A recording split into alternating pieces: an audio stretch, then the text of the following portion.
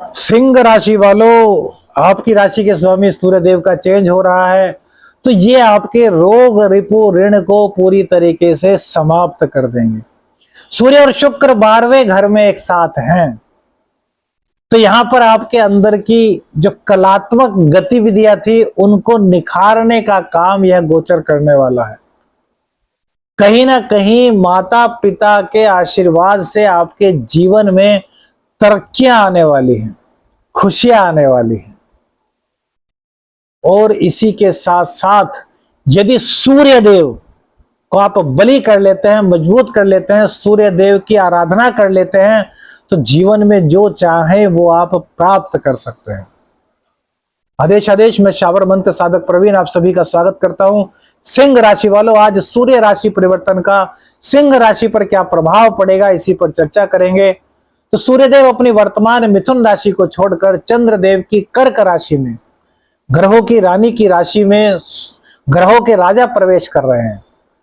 17 जुलाई से 16 अगस्त तक का यह गोचर आपके जीवन में क्या क्या बाहर लाएगा, क्या क्या सावधानी आपको रखनी है, किस प्रकार से आपके जीवन में यह शुभ फलों की प्राप्ति कराएगा, इसी पर चर्चा करेंगे। देखिए, सबसे पहले जो इसका एक नेगेटिव पॉइंट्स है वो आपको बता देते हैं। सूर्यदेव आपके लग्नेश हैं, और लग्नेश का 12वें स्थान में जाना कभी भी अच्छा नहीं होता। तो लग्नेश 12वें स्थान में जाएंगे तो व्यय करेंगे, किसका व्यय करेंगे? आपके शरीर का व्यय। हड्डियों में दर्द, कोई बीमारी, हॉस्पिटल पर खर्च, इस तरह की दिक्कतें आपको सहन करनी पड़ सकती हैं यदि आपकी कुंडली में सूर्यदेव नीच के हैं, सूर्यदेव पीड़ित है। सूर्यदेव मजबूत स्थिति में आपकी कुंडली में बैठे हैं तो आपको घबराने की आवश्यकता नहीं है। अब गोचर में एक प्लस पॉइंट और बन रहा है कि सूर्य और बुध एक साथ है, वहीं शुक्र भी यहीं रहेंगे। तो शुक्र चूंकि 12वें स्थान में अति विशिष्ट कारकत्व की भूमिका में होते हैं, तो यह गोचर कहीं ना कहीं लाभ आपको दे रहा है। यदि आपने अपने शरीर के शरण होने से बचा लिया, आपने अपने खान पान पर ध्यान रखा, आपने अपने शरीर को स्वस्थ रखा, निरोगी रखा, योग का सहारा, मेडिटेशन का सहारा आपने लिया, सूर्योदय से पहले आप उठते हैं, तो आपको किसी तरह की कोई दिक्कत इस गोचर काल के दौरान नहीं होने वाली, वरन यह लाभ प्रदायक गोचर आपके लिए होगा। तो सूर्यदेव 12वें स्थान में बैठ करके शरीर का शरण, हड्डियों में दर्द देने का कुछ काम यदि कर रहे हैं तो उसका उपाय कर लीजिए ना। अब सिंह राशि वालों के तो सूर्य लग्नेश होते हैं, तो सिंह राशि सिंह लग्न वाले लोगों को हमेशा रोजाना, एक नॉर्मल उपाय नहीं, महा उपाय बता रहा हूं, अपनी जिंदगी में यदि तरक्की प्राप्त करनी है तो आपको प्रतिदिन कम से कम 1 माला गायत्री मंत्र का पाठ करना चाहिए। तो यदि 5 माला रोज गायत्री का पाठ करते हैं तब तो भैया सोने पे सुहागा होने वाला है।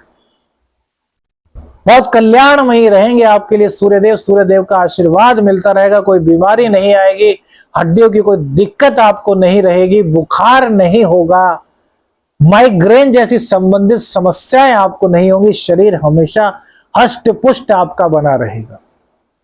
सूर्यदेव पंचम के नैसर्गिक कारक होते हैं, और धनु राशि वहां पर बैठती है। धनु राशि के स्वामी जो है वो 10वें भाव में शुक्र की राशि में, और शुक्र देव जो है वो भैया सूर्य के साथ ही रहेंगे। तो काम भावनाओं से आपको बचना है, काम की अधिकता से आपको बचना है। हमने कहा ना, खान पीने पर ध्यान रखिए और काम की अधिकता को छोड़ दीजिए। देखिए, कोई भी सुख हो, उस सुख की अति बहुत बुरी होती है। जब दुखों की अति होती है तो आदमी क्या कहता है कि यार इससे बड़े तो मौत आ जाए, तो ऐसे सुखों की अति मौत की ओर ले जाती है।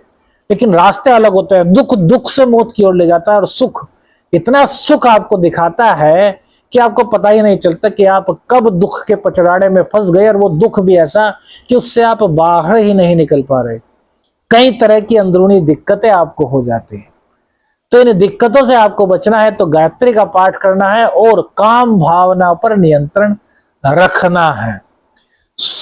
शुक्र देव 12वें स्थान में बैठ करके आपको धन दिला रहे हैं, विदेश से आपको धन दिला रहे हैं, रोजगार की समस्या थी तो उसको दूर कर रहे हैं।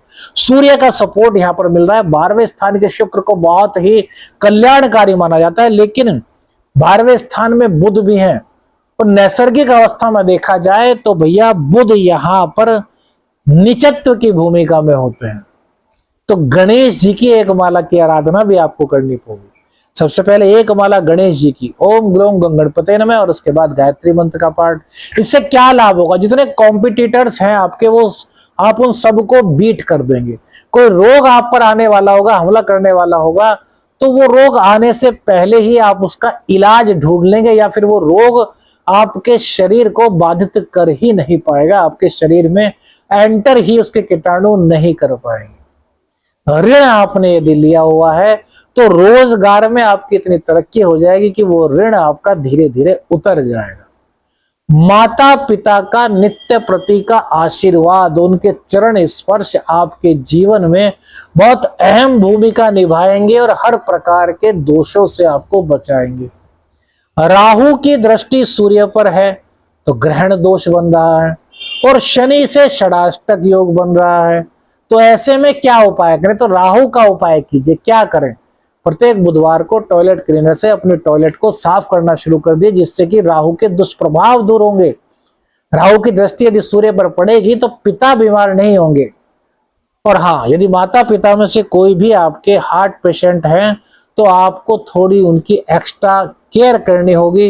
लापरवाही करने से बिल्कुल आपको इस गोचर काल के दौरान बचना होगा, बहुत जरूरी बात है। अब सूर्य देव की कृपा, चूंकि लग्नेश वह स्थान में चले गए, और किस प्रकार से प्राप्त कर सकते हैं? तो ऐसे में पिताजी से, आपके पिताजी है, पिताजी की पहनी हुई अंगूठी ले लीजिए, उसको अपनी सूर्य उंगली में पहनिए। पिताजी किसी वस्त्र को पहनते हैं, उनका प्रिय वस्त्र हो तो पिताजी से वो भेंट स्वरूप ले लीजिए वस्त्र और उसको पहनिए। रविवार को तो कम से कम पहनिए। तो जो सूर्य पर राहु ग्रहण लगाएगा वो खत्म हो जाएगा। पिता को भी लाभ होगा, पिता के ऊपर कोई कष्ट नहीं आएगा, और माता की राशि में ये बैठे हुए हैं तो माता का शरण नहीं होगा, माता को कोई बीमारी नहीं घेरेगी, माता को कोई दुख नहीं होगा। तो ये गोचर आपके लिए परम कल्याणकारी तो है, लेकिन कुछ सावधानियां रखनी भी आपको जरूरी है।